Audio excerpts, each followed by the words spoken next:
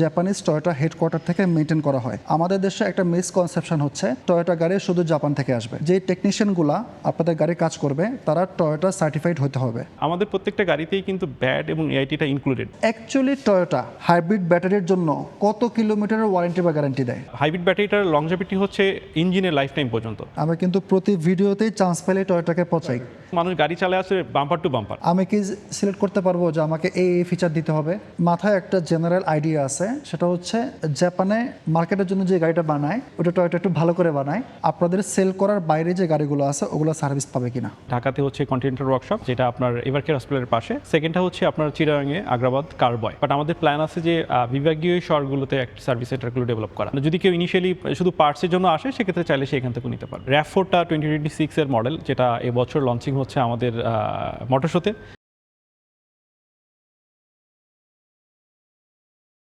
আসসালামু আলাইকুম, আমি সাইদি হোসাইন। আশা করি সবাই ভালো আছেন। আমি এখন তেজগাঁওতে টয়োটার ফ্ল্যাগশিপ শোরুমে। এই শোরুমের লোকেশনটা হচ্ছে, যদি আপনি মোয়াখালী থেকে আসেন তাহলে আড়ংয়ের আগে বাম দিকে যে রাস্তাটা গেছে নিকেতন 3 নম্বর গেট, অথবা যদি গুলশান থেকে আসেন তাহলে শান্তা টাওয়ার থেকে ইউটার্ন নিয়ে আসবেন, হাতের বাম পাশে পড়বে। আজকে এই ভিডিওর উদ্দেশ্য হচ্ছে টয়োটা এখন বাংলাদেশে অফিসিয়ালি সব কিছু অপারেট করতেছে বা সেন্ট্রালি সব কিছু কন্ট্রোল করতেছে। এই ব্যাপারটা নিয়ে আমার এবং আপনাদের মধ্যে বেশ কিছু কনফিউশন আছে, প্লাস কিছু কোয়েশ্চেন্স আছে, এবং তাদের কারেন্ট লাইন আপ কী কী গাড়ি আসতেছে, তাদের after sales service, spare parts, এগুলো নিয়ে প্ল্যান কী, এবং তারা কি বাংলাদেশে ফিউচারে অ্যাসেম্বলি প্ল্যান করবে কি না, এই কোয়েশ্চেনগুলোর অ্যান্সারের জন্য আজকে আমার এখানে আসা। তো চলুন দেরি না করে শুরু করি।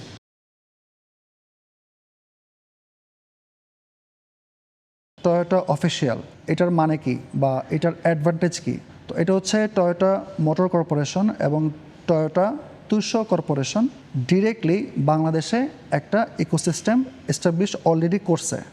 এবং এটার সুবিধা হচ্ছে আপনার প্রত্যেকটা গাড়ি, প্রত্যেকটা স্পেয়ার পার্টস এবং সার্ভিস যে প্রোটোকল, এটা একদম জাপানিজ টয়োটা হেডকোয়ার্টার থেকে মেনটেন করা হয়। এখন আর কোনো ইন্ডিপেন্ডেন্ট ইম্পোর্টার বা ডিস্ট্রিবিউটার বা বিভিন্ন কোয়ালিটির স্পেয়ার পার্টসের উপর আর আপনাদেরকে ডিপেন্ড করতে হবে না। যে গাড়িগুলো আসে এগুলা টয়োটা গ্লোবাল ম্যানুফ্যাকচারিং প্ল্যানগুলো থেকে আসে। আমাদের দেশে একটা মিসকনসেপশন হচ্ছে টয়োটা গাড়ি শুধু জাপান থেকে আসবে। হ্যাঁ, রিকন্ডিশন গাড়িগুলো জাপান থেকে আসে দেখে আমাদের মাথায় ঢুকে গেছে, কিন্তু টয়োটা একটা ইন্টারন্যাশনাল ব্র্যান্ড। এটা জাপানে আছে, ইউএসএতে আছে, ইন্দোনেশিয়া আছে, আরও অনেক দেশে আছে। এখন খেয়াল করেন, আমাদের দেশে তারা এখন অন্যান্য দেশের প্ল্যান থেকে ইম্পোর্ট করে আনতেছে, কিন্তু আল্লাহ চাইলে দেখা গেছে একদিন বাংলাদেশেই তারা একটা অ্যাসেম্বলি প্ল্যান করবে। এখানে যখন টয়োটা গ্লোবালি অপারেট করতেছে, গ্লোবাল ওয়ারেন্টি পাওয়া যাচ্ছে, যেটা ইন্টারন্যাশনালি ব্যাকড বাই টয়োটা। প্রত্যেকটা গাড়ি ইন্টারন্যাশনাল ক্র্যাশ এবং সেফটি রেটিং মেনটেন করে তারা বাংলাদেশে আনতেছে। যে টেকনিশিয়ানগুলা আপনাদের গাড়ি কাজ করবে তারা টয়োটা সার্টিফাইড হতে হবে।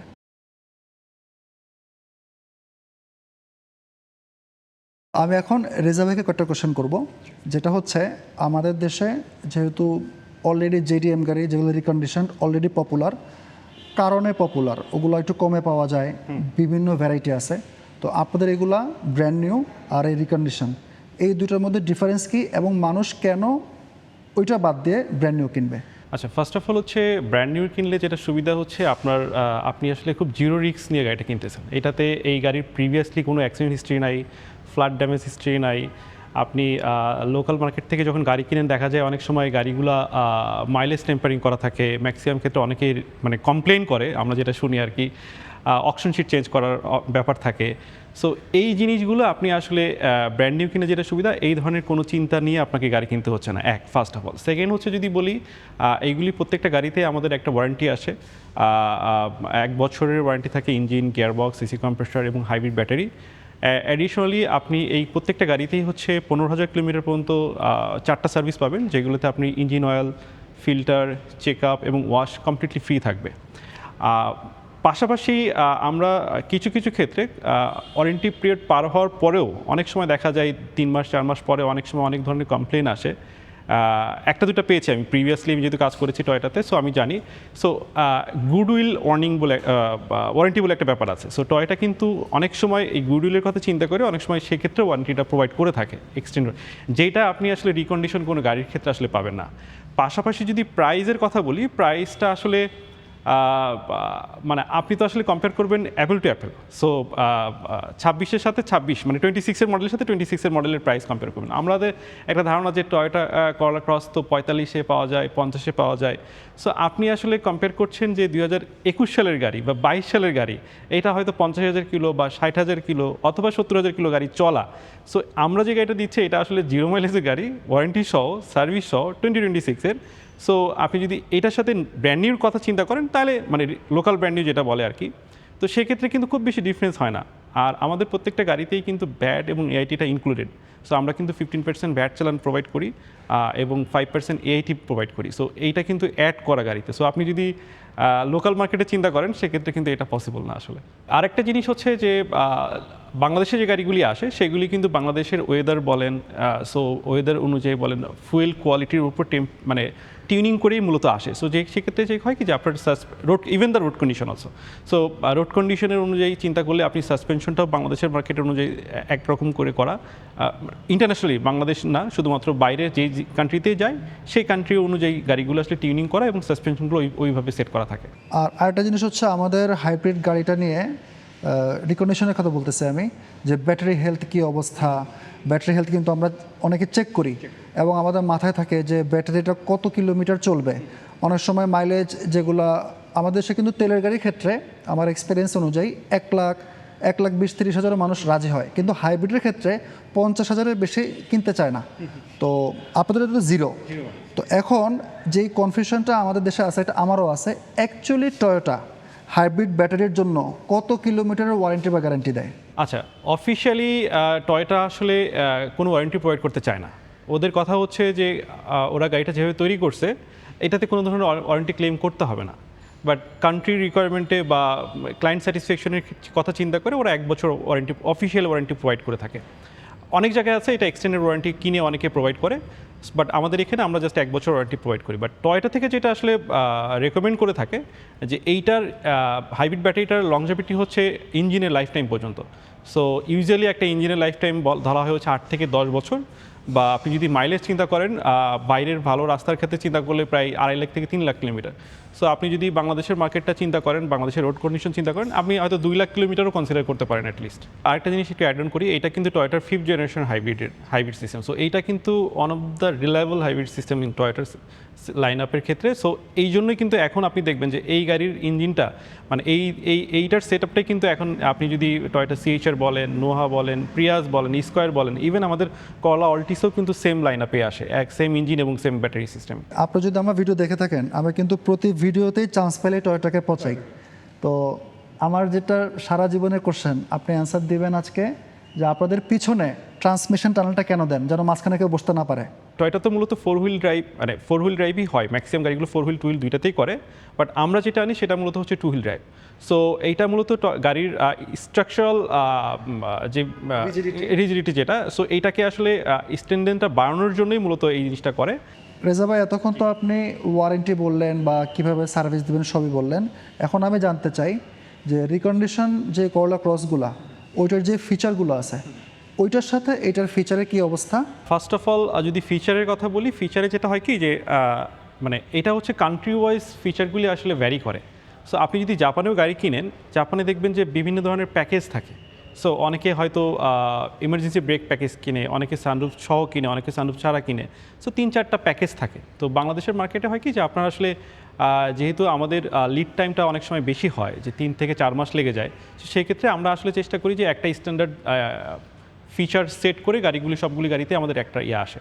আর আরেকটা জিনিস, বাংলাদেশে যে রিকন্ডিশন গাড়িগুলি আসে সেগুলোর ম্যাক্সিমাম হচ্ছে আপনার ইমার্জেন্সি ব্রেক প্যাকেজটা মানুষ কিনতে চায়। আমাদের দেশের যখন মানে রোড কন্ডিশন আসলে মানুষ গাড়ি চালায় আসে বাম্পার টু বাম্পার, তো আলটিমেটলি যেটা হয় যে প্রত্যেকবার আপনি ইমার্জেন্সি ব্রেকটা সহ আদার্স সেন্সরগুলি আপনাকে অফ করতে হয়। তো আলটিমেটলি যদি কোনো সময় ভুলও করেন, দেখা যাচ্ছে রাস্তায় যে একটা অ্যাক্সিডেন্ট হয়েছে অনেকগুলো দেখেছি। টয়োটাতে সেন্সরগুলি আসলে এমনভাবে ডিজাইন করা, আপনি যদি কোনো একটা সাপোজ ইমার্জেন্সি ব্রেক প্যাকেজটা যদি আপনি বাদ দেন, এটার সাথে আপনি লেন ডিপারচার বলেন, 360 ক্যামেরা বলেন, এটাকে আসলে বাদ হয়ে যায় অটোমেটিক্যালি। সো আপনি চাইলেও মানে একটা রেখে আরেকটা করতে পারবেন না, আপনাকে নিলে সবগুলি নিতে হবে, মানে এই সেন্সরের সিস্টেমের পুরোটাই নিতে হয়।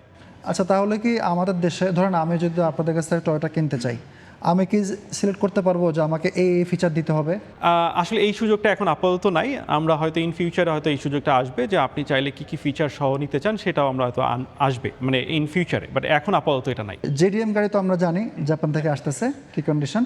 আপনাদের গাড়িগুলো কোনখান থেকে আসতেছে? আচ্ছা, আমাদের করলা ক্রসটা মূলত আসে হচ্ছে থাইল্যান্ড প্ল্যান্ট থেকে। শুধু এরকম ব্যাপারটা এরকম যে জাপানে যেটা করে এটা শুধুমাত্র জাপান প্ল্যান্টের জন্য করে, জাপানিজ মার্কেটের জন্য করে। সো এটা আসলে ইন্টারন্যাশনাল আর কোথাও জাপান থেকে কিন্তু যায় না। কারণ আমাদের মাথায় একটা জেনারেল আইডিয়া আছে, সেটা হচ্ছে জাপানে মার্কেটের জন্য যে গাড়িটা বানায় ওটা টয়োটা একটু ভালো করে বানায়, ইন্দোনেশিয়া বা থাইল্যান্ড অন্যান্য মার্কেটে যেটা বানায় ওইটা একটু কম ভালো করে বানায়।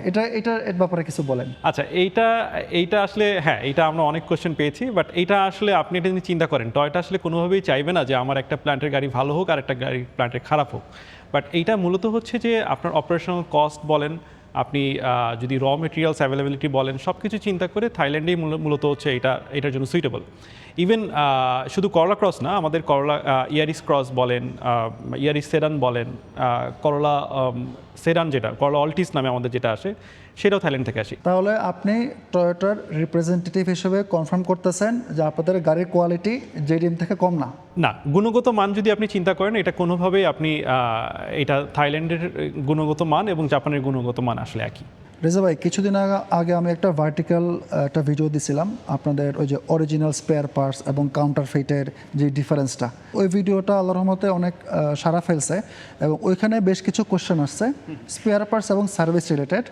যেমন স্পেয়ার পার্টস যা আপনারা সেল করবেন কোত্থেকে কিনবে, কিভাবে কিনবে, এবং আপনারা যে গাড়িগুলো সেল করবেন শুধু সেগুলোর স্পেয়ার পার্টস বেচবেন নাকি সব টয়োটা? সার্ভিসের ক্ষেত্রেও সেম, আপনাদের সেল করার বাইরে যে গাড়িগুলো আছে ওগুলো সার্ভিস পাবে কিনা? আমাদের ইনিশিয়াল প্ল্যানটা হচ্ছে আমরা আমাদের যে লাইন আপটা আছে আমরা আসলে আগে ওইটাকে ইনশিওর করা, অ্যাজ ওয়েল অ্যাজ যেহেতু টয়োটার আদার্স ব্র্যান্ডও বাংলাদেশে চলে রিকগনিশন হিসেবে আসতেছে, তো আমাদের প্ল্যান আছে যে ওইটাও অ্যাভেলেবেল করা সবগুলি গাড়ির ক্ষেত্রে। আমাদের সেলস সেন্টারটা আসলে সার্ভিসের ক্ষেত্রে আমাদের দুটো ওয়ার্কশপ আছে। একটা হচ্ছে ইনিশিয়ালি যদি বলি ঢাকাতে হচ্ছে কন্টিনেন্টাল ওয়ার্কশপ, যেটা আপনার এভারকেয়ার হসপিটালের পাশে। সেকেন্ডটা হচ্ছে আপনার চিরাঙে আগ্রাবাদ কারবয়। সো এই দুটো জায়গা থেকে আপনি আপনার অথেন্টিক মানে প্রোডাক্টগুলি পাবেন। ইভেন আপনার এটার কিন্তু যদি প্রাইসও কম্পেয়ার করি লোকাল মার্কেটের চাইতে কমই পাবেন, বিকজ আমাদের প্রাইসটা হয়তো অনেকের কাছে মনে হতে পারে যে একটু বেশি। এর কারণটা কি, যে এটা কিন্তু অফিসিয়াল চ্যানেলে আসে। আপনি হয়তো জানেন যে অফিসিয়াল চ্যানেলে প্রোডাক্ট আসলে প্রোডাক্টের ভ্যাট ট্যাক্সের ইস্যু থাকে, মানে এলসির জটিলতার ব্যাপার থাকে। প্রোডাক্টের মূলত ভ্যাট ট্যাক্সটা ইনক্লুড থাকে বাইরের প্রোডাক্ট থেকে। আর বাইরে থেকে কিনলে আপনার যেটা হয় যে আপনি আসলে দ্বিধাদ্বন্দ্বে থাকতে হয় যে আসলে এটা অরিজিনাল কিনা বা মানে অথেন্টিক প্রোডাক্ট আমি কিনলাম কিনা। বাট এই ধরনের চিন্তাটা আসলে আপনার এখানে করা লাগবে না। তার মানে আপনাদের যে দুটো সার্ভিস সেন্টার আছে এই মুহূর্তে, ওই দুইটাতে যে মানুষ অরিজিনাল পার্টসটা কিনতে পারবে, আর বাইরে থেকে আপাতত অপশন নাই, অনলাইন অর্ডার বা এরকম? এইটা আমরা আসলে এখনও চালু করি নাই, বাট আমাদের প্ল্যান আছে যে বিভাগীয় শহরগুলোতে একটা সার্ভিস সেন্টারগুলো ডেভেলপ করা।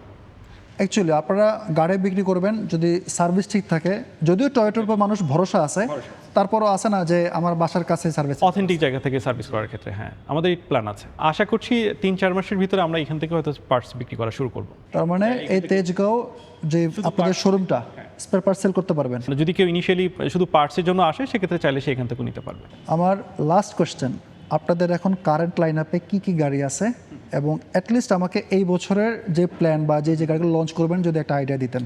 আচ্ছা, যদি হাইব্রিডের কথা বলি সেক্ষেত্রে আমাদের করলা ক্রস আসবে, করলা অল্টিস আসবে, ইয়ারিস ক্রস আসবে, ইয়ারিস সেডান আসবে, দেন র্যাভ4টা 2026-এর মডেল যেটা এবছর লঞ্চিং হচ্ছে আমাদের মোটর শোতে। দেন হাইব্রিডের ভিতরে আরেকটা লাক্সারিয়াস সেগমেন্টে হচ্ছে আপনার আলফার্ড আসবে। আর যদি আমি 7 সিটারের কথা বলি, 7 সিটারের সেগমেন্টে আপনার রাশ, ভেলোজ এবং অ্যাভেঞ্জার, যেগুলি তিনটে আসলে ইন্দোনেশিয়ান প্ল্যান্ট থেকে আসে। আর এছাড়া আমাদের ল্যান্ড ক্রুজার থাকবে, LC300 যেটা বলি আমরা, এবং LC250 থাকবে। একটু ইন্টারপ্ট করে ভাই, LC250 আমার অনেক পছন্দের গাড়ি, ওটা কোন ভ্যারিয়েন্টে আসতেছে? এটা হচ্ছে আপনার 2800 সিসি ডিজেল ভার্সন। কমার্শিয়াল গাড়ির ক্ষেত্রে আপনার কোস্টার থাকবে 30 সিটের মিনি বাস, যেগুলো খুব পপুলার বাংলাদেশের মার্কেটে। 16 সিট এবং 12 সিটের মাইক্রোবাস থাকবে। Hilux double cabin pick up, so এটা আগে আমাদের আসতো 2.4 লিটারে, এখন এটা চেঞ্জ হয়ে আসতেছে 2.8 লিটারের ডিজেল, ইভেন ডিজেল। আর হচ্ছে আরেকটা থাকবে হচ্ছে টাউন এজ বা লাইট এজ বলি আমরা, ছোট ভ্যান যেগুলি, এগুলি থাকবে।